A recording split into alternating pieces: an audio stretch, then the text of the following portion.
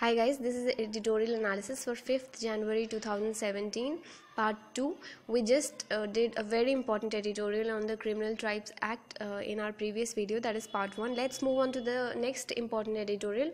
This is from the Hindustan Times. It says that the 5th Review Conference of the Convention on Certain Conventional Weapons, it just got over in Geneva.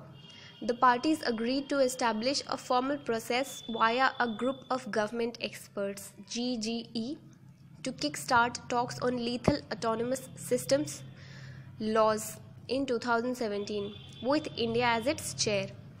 Now, laws are weapons that can be employed without human intervention. They can range from infantry replacing machines to small missile defense shields.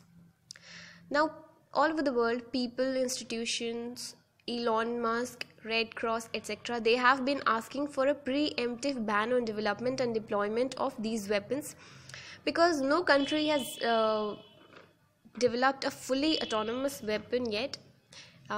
These people, institutions, Red Cross, etc., they want a preemptive ban on this to sort of block the development of these weapons.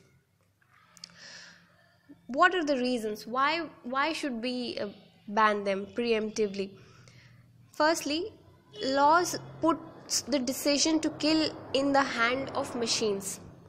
And secondly, the conduct of war is done according to multiple international treaties, and laws may not be able to comply with these treaties substantially. It will also be difficult to place the onus of the violation of these treaties if laws are to come into action, because they make autonomous decisions and they won't take in the human factor in consideration.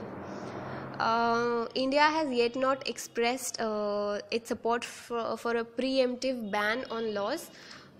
We are yet to outrightly express anything on it.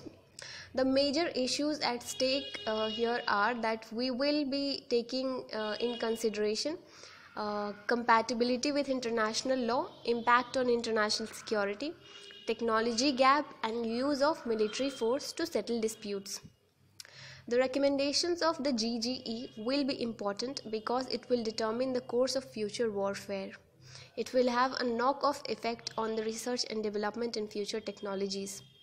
India could push for some a form of regulations with emphasis on 2 points, that is, the circumstances governing the use of laws and prohibition of sale of autonomous weapons technology to non-state actors. It will have far-reaching impact on undergoing research in China, US, Russia, etc. We'll also have a tough time developing a consensus amongst these countries and also settling important debates like when does a weapon system become fully autonomous, etc., for it to be called laws. So,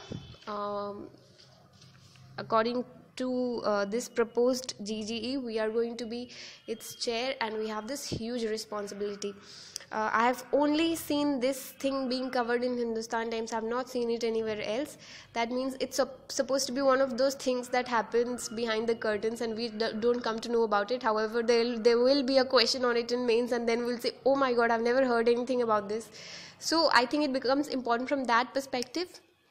Also, it's something on the latest technology, and science and technology is a part of GS paper 3. So it becomes important from that perspective. Let's move on to the next editorial. This is from the Economic Times. It says that the United Nations Food and Agricultural Organization, they have said that 1/3 of all the food produced for human consumption, that is 1.3 billion tons, it gets lost or wasted. In India, nearly 16% of the fruits and vegetables and 6% of the cereals are lost. Missing processing capacity, transport links, and storage capacity are some of the factors that are to blame. 200 million people in India are undernourished. Our ranking on the Global Hunger Index of 2016 is 97th out of 118 countries. This wastage also includes sort of a cost on a larger scale, because when we are producing food, it also has a toll on the environment. It leads to degradation of the soil. It leads to greenhouse gas emissions.